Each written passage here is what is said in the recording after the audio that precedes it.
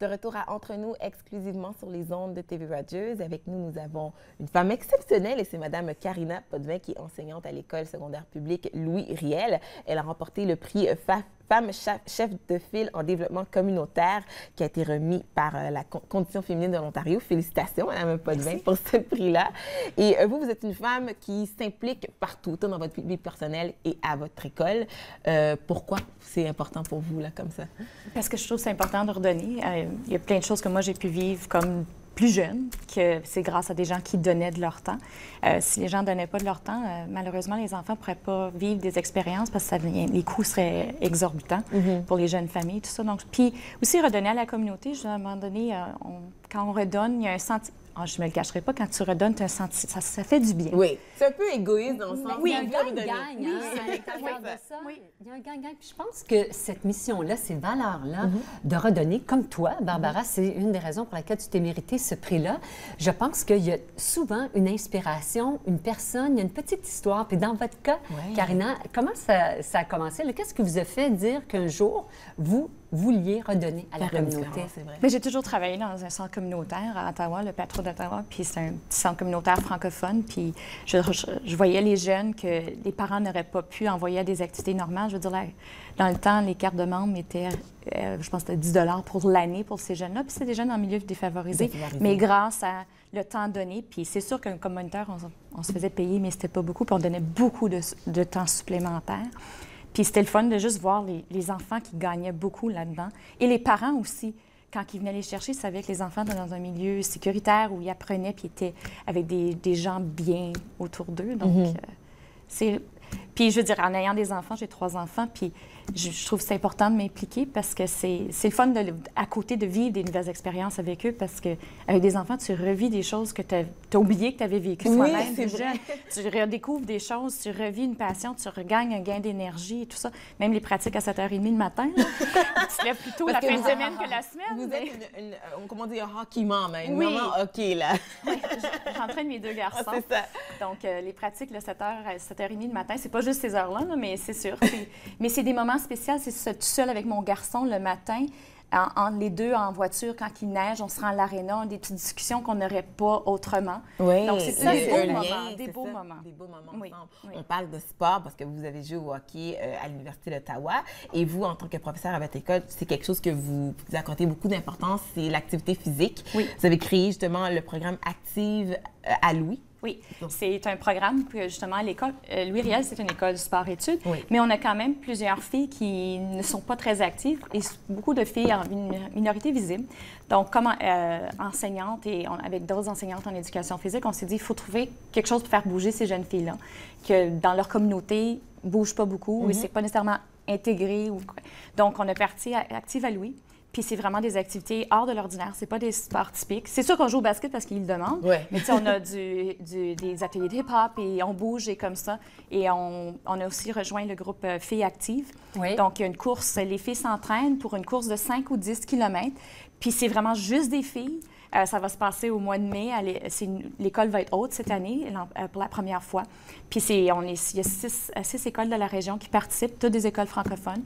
Et on parle d'à peu près 350 filles qui viennent. 350 de 6 écoles. De 6 écoles qui vont être là, des 7e à 12e année. Puis c'est juste des filles. Puis c'est une journée là, comme girl power, là, si je peux me permettre. Là. Puis c'est vraiment... Puis les filles là, sont vraiment embarquées dedans. Puis là, on essaie d'avoir DJ Abeille qui vient là, pour créer... on aimerait donc, ça. Donc, c'est un party, c'est vraiment célébrer la beauté d'être femme, puis d'être femme active. Puis ces jeunes filles-là, c'est leur donner le goût de bouger. Parce que, comme on leur dit, quand tu décides plus tard, avec tout le travail, les empêchements et tout ça, c'est pas le temps de décider d'embarquer l'activité physique, c'est maintenant d'en faire une habitude pour que ça soit déjà là plus tard, que ça s'intègre facilement dans leur vie de tous les jours. Donc, ça s'intègre, puis les bénéfices sont là, parce qu'on le sait que l'activité physique, c'est l'élément numéro 1 santé pour pouvoir... mentale, tout. Puis on hésite dans mon groupe d'âge à dire vieillir, mais c'est la base, parce que ce qu'elles font maintenant, avec cette activité physique-là, elles vont avoir les bénéfices en le cœur et aussi la santé mentale. Il y a un impact direct, Karina. Ah oui, santé mentale, puis on fait aussi des ateliers de nutrition avec eux, donc toute la question, puis l'achat, le budget, tout ça, de comment bien manger, puis c'est pas vrai que tu peux bien manger sans que ça te coûte une fortune aussi, les choix à faire et tout ça, puis les restaurations rapides, les bons choix à faire quand tu es pris dans une situation comme ça. Donc, je pense qu'avec des jeunes en classe, ça fait toute une différence aussi. Quand tu es actif, quand tu manges bien, la concentration, l'étude. Ça, c'est vrai. Puis je suis pas tout seul. On est 4 femmes dans l'école, puis c'est des femmes, on est vraiment juste des femmes, des jeunes femmes actives. On sert de modèle, ils nous voient bouger, nous aussi, on va à des bootcamps et tout ça à l'école, donc ils nous voient bouger. C'est pas juste nous, on leur dit quoi faire. Nous aussi, on embarque avec eux. Donc, c'est toujours plaisant. Je vais dire, mais là, madame, vous ne faites pas, là, il faut donner l'exemple aussi. Et aussi, vous êtes très impliquée aussi avec l'organisme Enfants Entraide aussi. Oui, à l'école. Depuis quelques années, on s'est engagé avec Enfants Entraide. Donc, on fait toutes sortes de levées de denrées non périssables. C'est un des exemples de levées qu'on fait. Donc, ça s'appelle LR contre la faim, Unis contre la faim. Donc, là, on a fait des collectes de denrées non périssables dans la communauté de Blackburn-Hamlet et dans la communauté de l'école. Et on remet tout à la communauté de Blackburn, parce que l'école est dans cette communauté-là. Donc, les élèves font le tour de porte à porte à la maison et aussi, il y a une campagne qui se fait que les élèves apportent. Et les profs, c'est toujours une compétition, le personnel et les élèves, voir qui apporte le plus et tout ça. Donc, on fait des ratios et tout ça. Donc, c'est toujours dans l'esprit, les jeunes, les ados, c'est aussitôt que tu rentres la compétition là-dedans, ça rentre, puis ça veut toujours... donc, ça crée un bon esprit, ça rassemble l'école en même temps. Et je peux pas aussi ne pas parler de la francophonie. Hier, c'était la Journée internationale de la francophonie, et c'est quelque chose aussi que vous faites beaucoup la promotion aussi dans votre école. Mon rôle à l'école, c'est ce qu'on appelle l'intervenante de politique d'aménagement linguistique. Très gros, là.